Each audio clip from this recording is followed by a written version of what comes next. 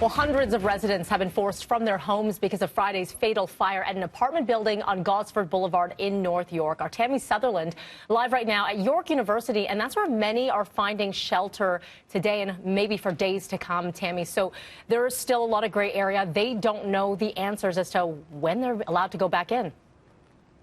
No, they don't know just yet. And of course, they're hoping that they can at least get back in to get some essentials, not just medication, but some clothing as well. Many people just running out of the building with the clothing on their backs on Friday night. So we're here at the Tate McKenzie building on the York University campus. This is where the displaced residents who were staying at the Driftwood Community Center close to the high rise have now been moved. Residents tell me that there are about 100 of them who are staying here in the gymnasium in the meantime after that fire at 6:30 or 235 Gosford Street. Now that again happened Friday night, killing one person. Fire officials do confirm that one person was found dead on an 8th floor balcony close to where that fire had originated. Now, when it comes to what residents can expect over the next few days, it's still really up in the air. But we did speak to the local councillor who had this to say. They're going into a gymnasium.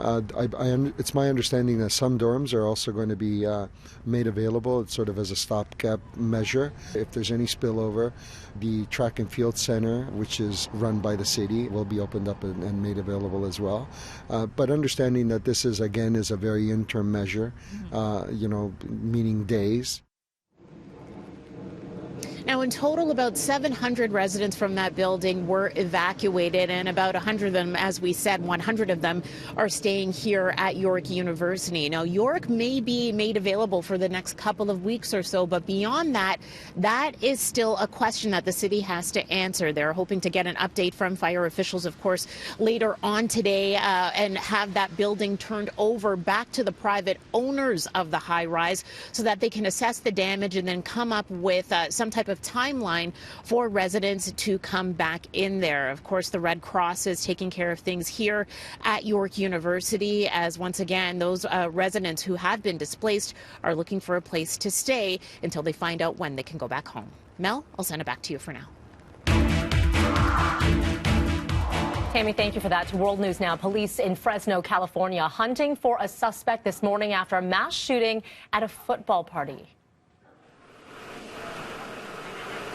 At least 4 people are dead, all men between the ages of 25 and 30. 6 others injured, 5 of them critically.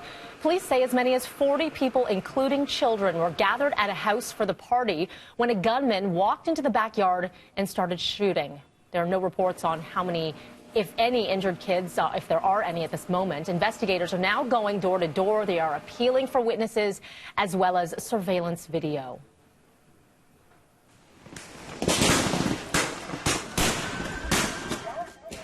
Police here using tear gas and firing rubber bullets at protesters trying to flee a major university in Hong Kong, which has been a major battleground in nearly 6 months of protests. At least 100 people arrested today as they tried to escape. Protesters started fires along a key bridge to the area. One police officer was shot in the leg with an arrow. Police have warned that if the violence continues, they may use live ammunition.